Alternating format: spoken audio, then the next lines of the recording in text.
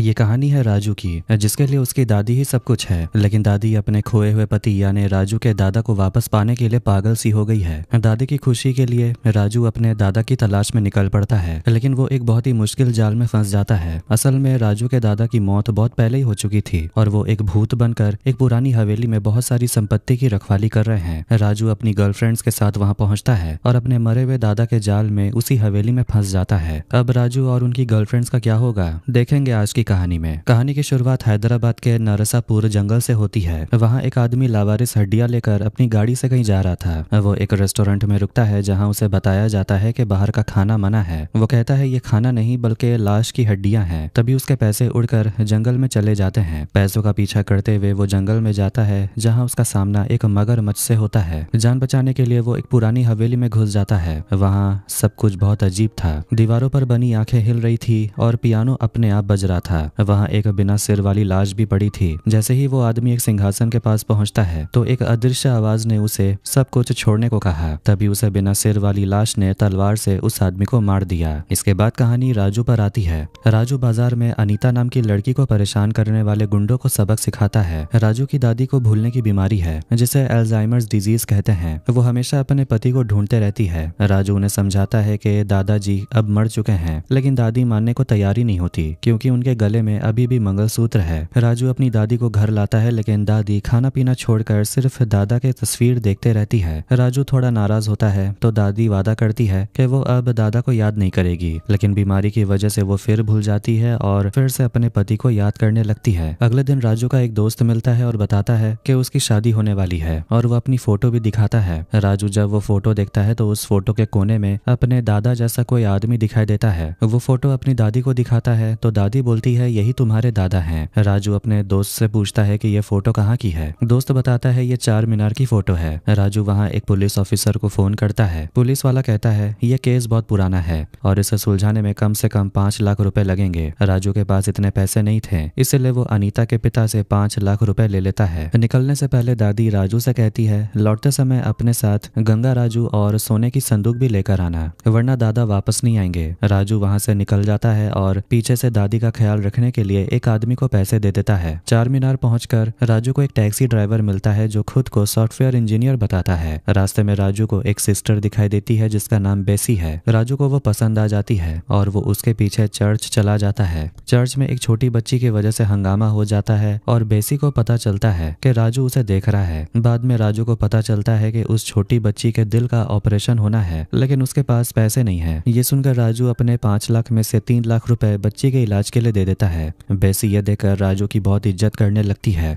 और उसे भी धीरे धीरे राजू से प्यार होने लगता है। इसके बाद राजू पुलिस स्टेशन आता है। वहाँ वो बताता है कि उसके दादा देवनगर साम्राज्य के राजा थे। गंगा राजू उनके यहाँ काम करता था और एक दिन वो सोने की संदूक लेकर भाग गया। दादा उसी संदूक को खोजने के लिए निकले थे, फिर कभी वापस नहीं आए। इसी बीच कहानी में गंगा राजू को दिखाया जाता है जो जंगल में सांप पकड़ रहा था। दूसरी तरफ बेसी भी राजू के सपनों में खोई रहती है, जबकि उसकी सहेली उसे याद दिलाती है कि वो एक नन बनने वाली है। उसकी सहेली उसे बोलती है कि तुम जिस लड़के के बारे में सोच रही हो, देखो वो कल चर्च आता है या नहीं। अगले दिन राजू सच में बेसी की तलाश में चर्च पहुंच जाता है। बेसी उसे सेक्शन में बुलाती है। राजू को पता चल जाता है कि पर्दे की दूसरी तरफ उसकी एंजल यानी बेसी ही है। राजू वहां अपने प्यार का इजहार करता है और बोलता है कि दादा को ढूंढने के बाद वो उससे शादी करना चाहता है। बेसी ये सुनकर खुश होती है और उसे आशीर्वाद देती है। राजू बहुत खुश होकर घर पर क्रिसमस की तैयारी शुरू कर देता है और सेंटा क्लॉज भी बुलाता है। तभी उसके पास बेसी का फोन आता है। पुलिस राजू के दादा की तलाश में बेसी के पास पहुंची थी क्योंकि बेसी ने उनके खिलाफ शिकायत की थी। बेसी कहती है कि तुम्हारे दादा एक धोखेबाज हैं। उन्होंने हॉस्पिटल में एक बच्चे के इलाज के लिए कुछ पैसे चुरा लिए थे। फ्लैशबैक में दिखाया जाता है कि दादा ने बेसी को अपनी बातों में फंसाकर पैसे लिए थे। राजू अपने दादा के बारे में ये सब सुनकर हैरान रह जाता है। वो पुलिस स्टेशन से अपनी दादी को फोन करता है और पूछता है क्या दादाजी धोखेबाज थे।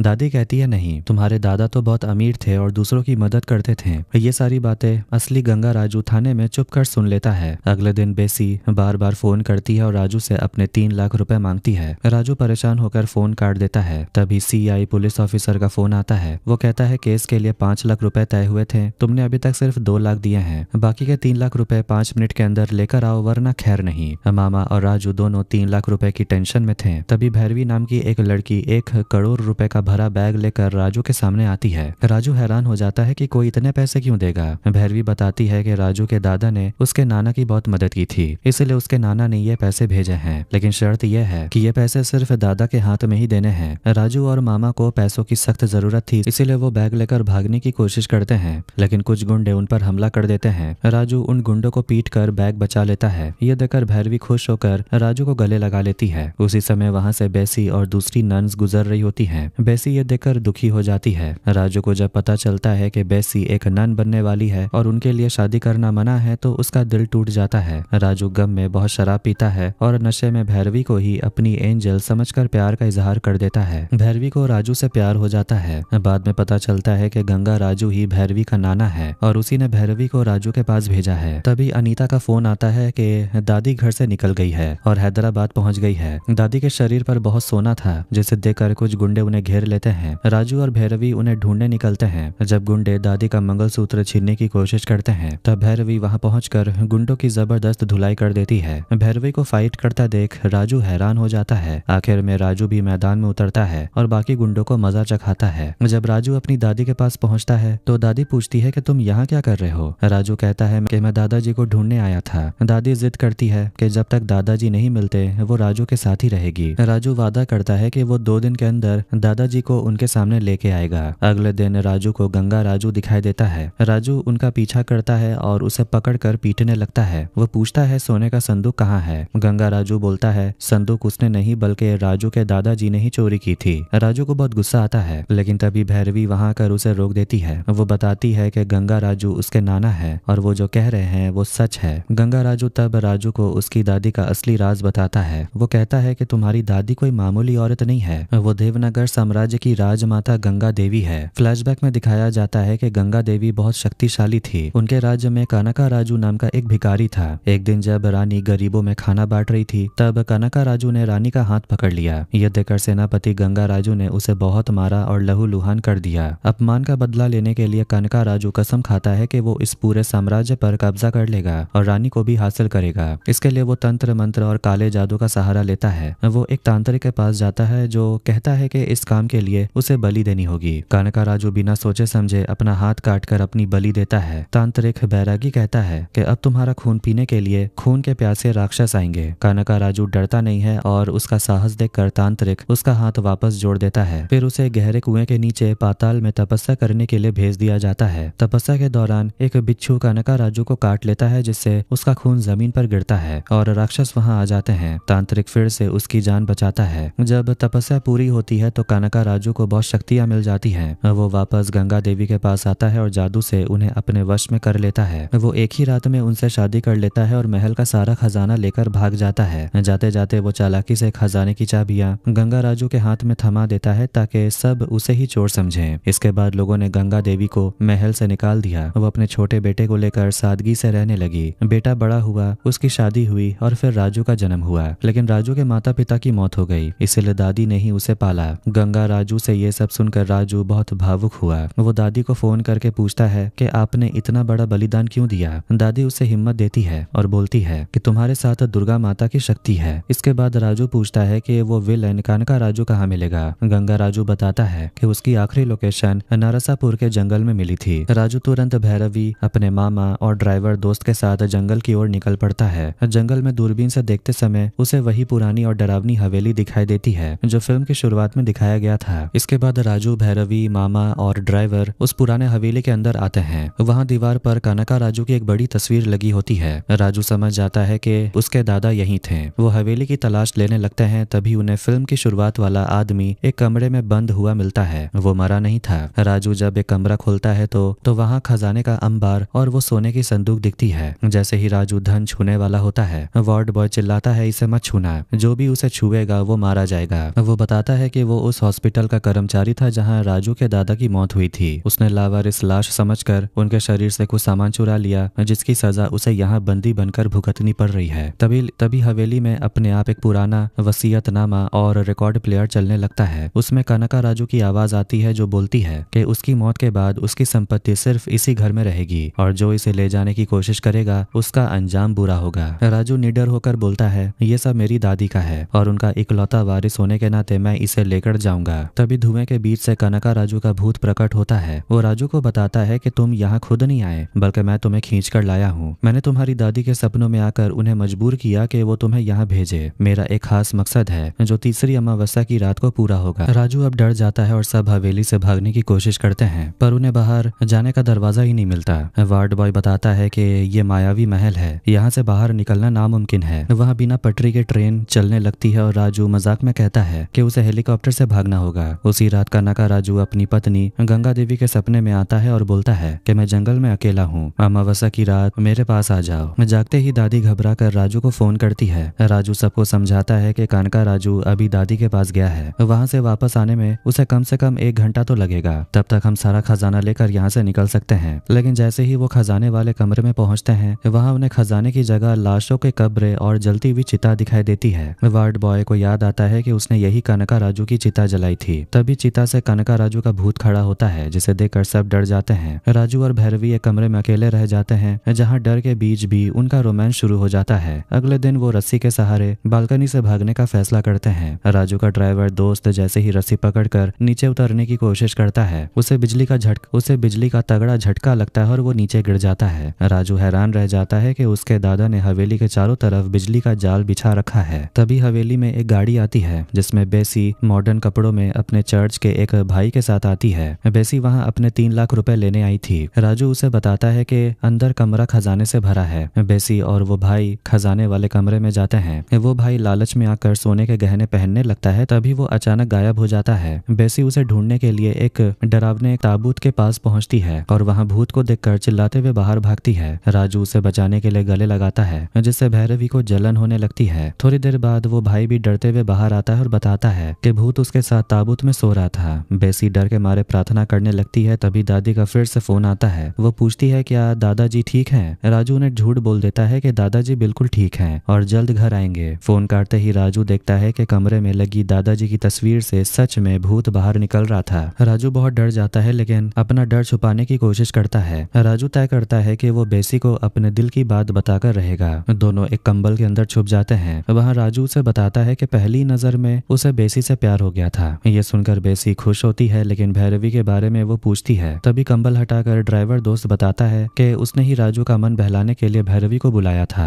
राजू साफ कर देता है कि भैरवी सिर्फ उसकी दोस्त है। उसके बाद बेसी भी अपना प्यार का इजहार कर देती है। बेसी और भैरवी एक साथ आती है तो राजू को लगता है दोनों लड़ रही होंगी। बात को घुमाने के लिए राजू अपने दादा के सिंहासन पर बैठ जाता है और दादा की आवाज में बात करने लगता है। तभी दादी का फोन आता है। राजू बात करते करते अचानक दादा की डरावनी आवाज में बोल पड़ता है, मैं मर चुका हूँ और अमावस्या तक तुम सब भी मारे जाओगे। ये सुनकर सब डर जाते हैं और दादी की तबीयत बिगड़ जाती है। राजू तुरंत बात संभालने के लिए बोलता है कि वो तो बस मजाक कर रहा था। अब राजू तय करता है कि इस भूत को भगाना ही होगा। बेसी एक डॉक्टर के बारे में बताती है जिसका नाम डॉक्टर पद्मा भूषण है। वो एक साइकोलॉजिस्ट है, साथ साथ आत्माओं के रहस्य को भी सुलझाते हैं। डॉक्टर पद्मा भूषण हवेली में आते हैं और दीवारों पर बने निशानों को देखकर समझ जाते हैं कि कनका राजू सबको हिप्नोटाइज करके फंसा रहा है। वो बताते हैं कि कनका राजू कोई साधारण तांत्रिक नहीं है, उसने दिमाग के साथ खेलने वाला जाल बिछाया है। राजू जब बाहर निकलने का रास्ता पूछता है तो डॉक्टर बोलते हैं कि तुम्हें अपने दिमाग के अंदर एक नई दुनिया बनानी होगी और अपनी सोच से इस डर को हराना होगा।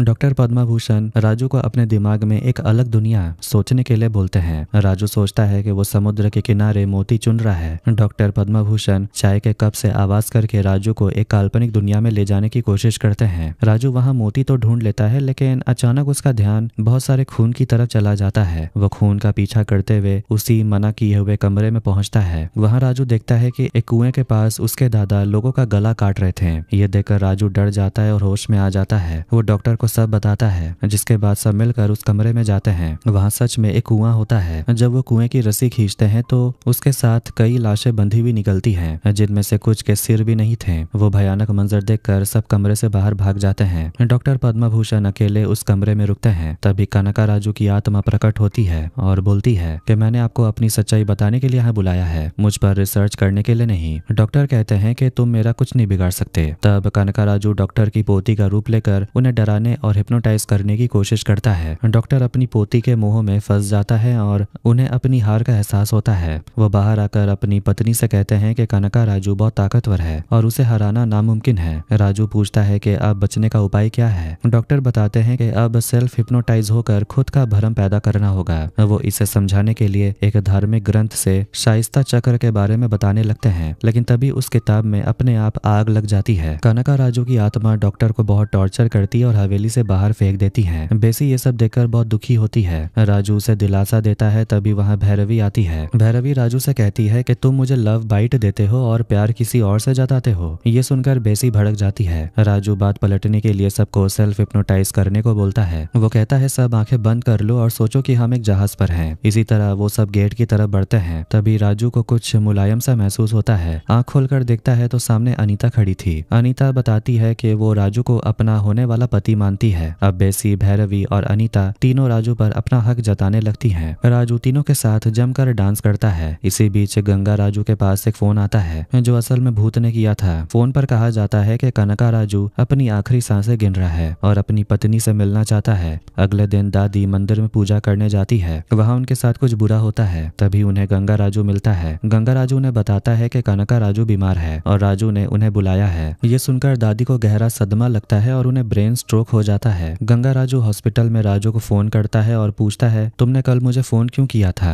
राजू हैरान होकर कहता है मैंने तो कोई फोन नहीं किया और दादाजी तो बहुत पहले ही मर चुके हैं। ये सुनकर दोनों समझ जाते हैं कि ये कनका राजू की बहुत बड़ी चाल थी। राजू हॉस्पिटल पहुंचता है और अपनी दादी की हालत देखकर टूट जाता है। वो गंगा राजू से बात करना चाहता है लेकिन गंगा राजू से देख नहीं पाता। तभी वहाँ कनका राजू का भूत आता है और बोलता है तुम अभी भी मेरे भ्रम में हो। आज अमावस्या की रात को तुम्हारी दादी मर जाएगी। कनका राजू अपनी राज खोलता है। मरने से पहले वो एक तांत्रिक के पास गया था और पुनर्जन्म का रास्ता पूछा था। तांत्रिक ने बताया था कि अगर उसकी पत्नी की मौत नेचुरल डेथ होगी तभी उसका पुनर्जन्म होगा और वो अपनी सारी संपत्ति फिर से भोग पाएगा। राजू गुस्से में पागल होकर हवेली के खजाने वाले कमरे में आग लगा देता है। वो कनका राजू से बोलता है कि जिस संपत्ति के लिए तुमने ये सब किया मैं उसे ही जला दूंगा। लेकिन कनका राजू हंसकर बोलता है ये भी मेरा भ्रम है। तुमने आग पैसों में नहीं बल्कि अपनी दादी के पैरों में लगाई है। राजू देखता है कि सच में दादी के पैर जल रहे हैं। वो बुरी तरह घबरा जाता है और खुद को संभाल नहीं पाता। कनका राजू को लगता है कि राजू अब पागल हो चुका है। राजू खुद को सेल्फ हिप्नोटाइज करने की कोशिश करता है लेकिन बार बार नाकाम होता है। वो रोते हुए अपनी दादी से माफी मांगता है कि वो उन्हें बचा नहीं पाया। तभी राजू को गंगा राजू की पुरानी बातें याद आती हैं कि उसकी दादी कोई साधारण औरत नहीं बल्कि देवनगर साम्राज्य की महारानी गंगा देवी है।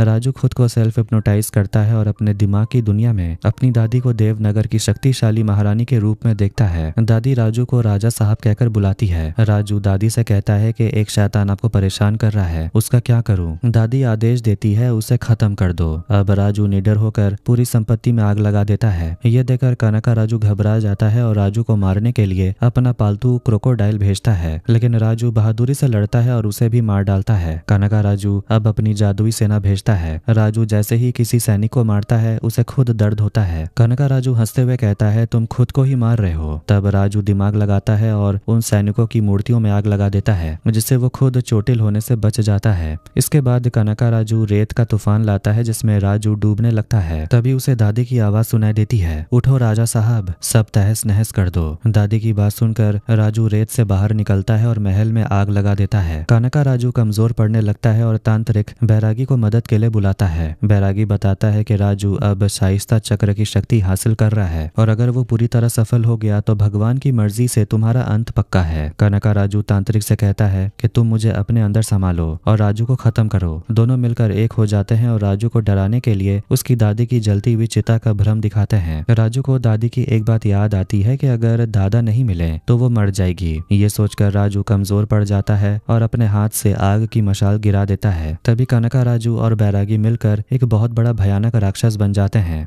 वो राक्षस राजू को अपने हाथ की मुट्ठी में पकड़ लेता है और उसे निगलने की कोशिश करता है। उसी काल्पनिक दुनिया से दादी राजू को याद दिलाती है कि तुम देवी दुर्गा के अंश हो, तुम हार नहीं सकते। दादी जब वहाँ पूजा शुरू करती है तो राजू को दैवीय शक्ति मिलती है। वो शाइस्ता चक्र की शक्ति को पूरी तरह हासिल कर लेता है। वो अब ईश्वर का अंश बन चुका था और देवताओं की इच्छा से उस राक्षस यानी कनका राजू का अंत कर देता है। वो विशाल राक्षस नन्हे से राजू के सामने हार जाता है। इसके बाद कहानी आगे बढ़ती और दिखाया जाता है राजू अपनी दादी और अपनी तीनों गर्लफ्रेंड्स के साथ अपने मरे हुए दादा की पूजा करने आता है। वहाँ जब दादा को अपने पति की फोटो दिखाई जाती है तो वो कहती है ये कौन है, मैं तो इसे नहीं पहचानती। दादी की याददाश्त जाने और दादा को भूल जाने पर राजू बहुत खुश होता है क्योंकि अब दादी सुकून से रह पाएगी। घर पर एक बड़ा उत्सव मनाया जाता है। तीनों गर्लफ्रेंड्स दादी से पूछती हैं कि राजा साहब कहाँ हैं। राजू छुपकर उनकी बातें सुन रहा होता है और उनसे बचने के लिए अपनी जादुई शक्ति से उड़कर दूसरी जगह चला जाता है। वहाँ राजू को एक जोकर दिखाई देता है जिसकी शक्ल बिल्कुल राजू जैसी ही है। अब ये जोकर है कौन, ये फिल्म के अगले हिस्से द राजा साहब 2 में दिखाया जाएगा। सच कहूँ तो ये फिल्म किसी कार्टून जैसी लगती है। ऐसा लगता है जैसे कोई फैंसी ड्रेस कंपटीशन चल रही हो जहाँ सब ने भूत बनने के लिए कपड़े पहन रखे हैं। फिल्म में प्रभास की 3 गर्लफ्रेंड्स दिखाई गई हैं, लेकिन किसी को भी कोई ढंग का रोल नहीं मिला। पता नहीं प्रभास बाहुबली के बाद ऐसी मूवीज क्यों कर रहा है। खैर वीडियो यहीं पर एंड करते हैं। तो आपको ये वीडियो कैसा लगा कमेंट करके जरूर बताएं। वीडियो पसंद आया तो वीडियो को लाइक कर दे, चैनल को भी सब्सक्राइब कर दें। मिलते हैं नेक्स्ट वीडियो में। Take care.